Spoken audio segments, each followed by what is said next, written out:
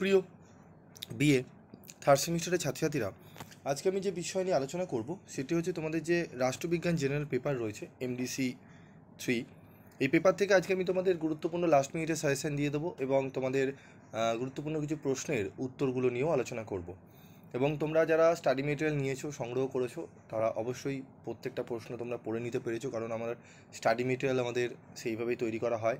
যারা একটু জটিলভাবে পড়তে ভালোবাসে না বা মনে রাখতে পারে না, অথচ নাম্বারও ভালো পেতে চায়, তাদের জন্য বিশেষ করে আমাদের নোটসটি সেইভাবে তৈরি করা হয় যাতে প্রত্যেকটা ছাত্রছাত্রী ভালো নাম্বার পেতে পারে। অনেকেই তো কঠিন শব্দ ইউজ করতে পারে না, এবং সেইভাবেই আমাদের টাইম মেনটেন করে করা হয়। এবং যারা পিবি স্টাডি ক্লাসের নোটস একবার পারচেস করেছে বা নিয়েছে, সংগ্রহ করেছে, তারা পিবি স্টাডি ক্লাসের নোটস বলতে পারেনি। তো চলো আমরা শুরু করবো। আমাদের প্রথমে একটু মডিউল 1 থেকে আমরা সিলেবাসটি আলোচনা করি। দেখো আমরা কীভাবে পড়বো। দেখো এখানে রয়েছে মডিউল 1 থেকে প্রথমে রয়েছে দেখো ভারতীয় পররাষ্ট্র নীতি এবং এর প্রধান পর্যায়সমূহ। তাহলে আমরা এই যে ব্যাপারটি রয়েছে না, ভারতীয় পররাষ্ট্র নীতি এবং এর পর্যায়, এটি ভালো করে পড়বো। ভারতের পররাষ্ট্র নীতি এবং এর পর্যায়সমূহ আলোচনা করো, এটি ভালো করে পড়লে এখান থেকে আমার একটা প্রশ্ন কমন চলে আসছে। তারপর রয়েছে দেখো মহান শক্তির সাথে সম্পর্ক, মার্কিন যুক্তরাষ্ট্র, রাশিয়া এবং চীন। তাহলে ভারতের সঙ্গে মার্কিন যুক্তরাষ্ট্র, রাশিয়া এবং চীনের যে সম্পর্ক যদি পড়ে নিই, তাহলে এখান থেকেও আমাদের একটি 100% কোশ্চেন কমন আসছে।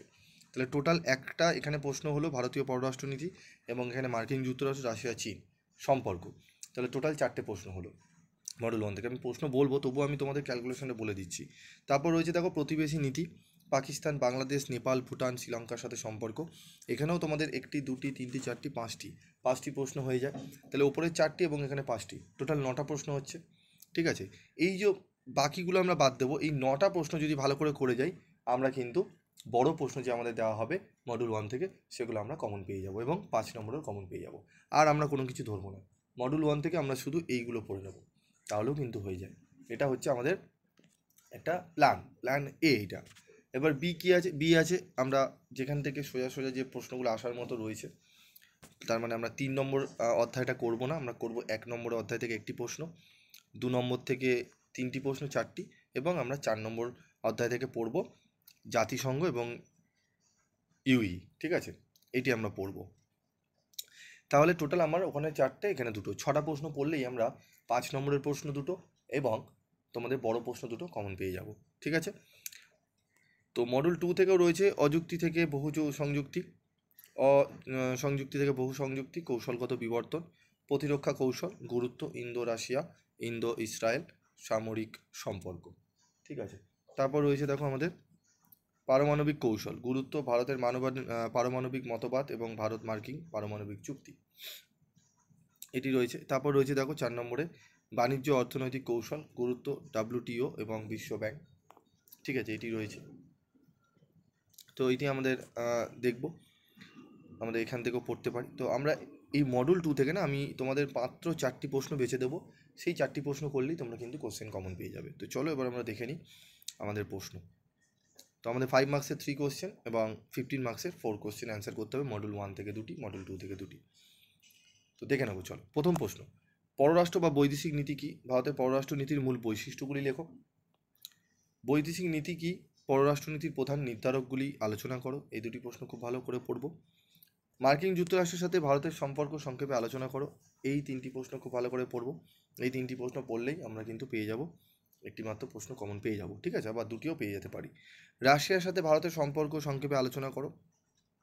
চীনের সাথে ভারতের সম্পর্ক সংক্ষেপে আলোচনা করো।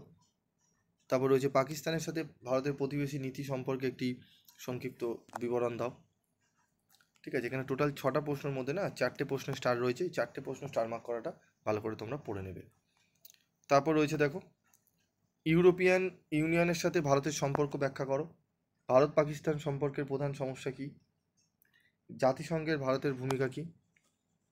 নির্জোট নীতির মূল বৈশিষ্ট্য কী? বহুমুখী জোট বলতে কী বোঝায়? এই প্রশ্নটি ভালো করে পড়তে হবে। তাহলে 8, 9 এবং 11 এই 3টি প্রশ্ন ভালো করে পড়বে। তারপর রয়েছে ঠান্ডা যুদ্ধের পর ভারতের নির্জোট নীতিকে কীভাবে পরিবর্তন আসে? ইসরায়েলের সাথে ভারতের প্রতিরক্ষা সম্পর্ক কবে গড়ে ওঠে? ভারতের পারমাণবিক মতবাদ কী? বিশ্বব্যাংকের সাথে ভারতের সম্পর্কের প্রধান ক্ষেত্রগুলি কী? এখানে স্টার মার্কগুলোই ভালো তোমরা যদি ফলো করো বা পড়ে যাও, আশা করি তোমরা কিন্তু ভালো করে অ্যান্সার করে আসতে পারবে পরীক্ষায়। ঠিক আছে? তো চলো এবার মডেল 1 থেকে আমাদের 15 নম্বরের প্রশ্নগুলো কী পড়বো দেখে নেবো। এখানে আমি টোটালি 5 নম্বরের প্রশ্নগুলো এতগুলো দিয়েছি, তার মধ্যে স্টারগুলো ভালো করে পড়বে। এবার 15 নম্বরের প্রশ্নের মধ্যে প্রথম প্রশ্ন পড়বে, যেটা আমি বললাম, ভারতীয় পররাষ্ট্রনীতির পর্যায়সমূহ আলোচনা করো। 1947 থেকে ভারতের পররাষ্ট্রনীতির বিবর্তন সম্পর্কে আলোচনা করো। এই দুটি মডেল 1 থেকে পড়বে, এই দুটি পড়লে আশা করি এখান থেকে একটি প্রশ্ন কমন পাবে। সাম্প্রতিক ভারত পাকিস্তান সম্পর্ক বিষয়ে আলোচনা করো। ভারত নেপাল সীমান্ত বিরোধ সম্পর্কে সংক্ষেপে আলোচনা করো। এই 4টি প্রশ্ন ভালো করে পড়বে। ভারত বাংলাদেশ সম্পর্কে আলোচনা করো। ভারত ভুটান সম্পর্ক আলোচনা করো। ভারত শ্রীলঙ্কা সম্পর্কের পটভূমি আলোচনা করো।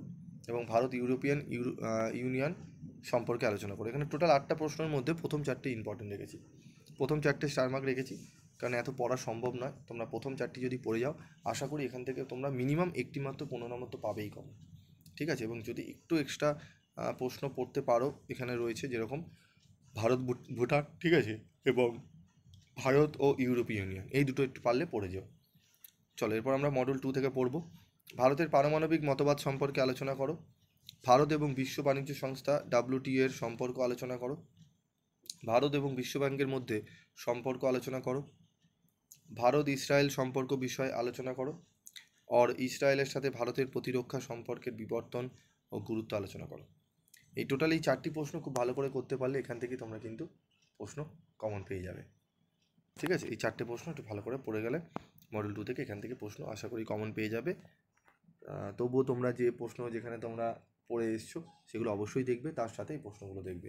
আজকের মতো ভিডিওটি শেষ করছি, দেখা হচ্ছে পরবর্তী ভিডিওতে। যদি কোনো প্রশ্ন থাকে অবশ্যই করতে পারো, এবং উত্তর নিয়েও আমি আলোচনা করব। তোমরা চ্যানেলের সাথে থাকো, অবশ্যই উত্তর পাবে।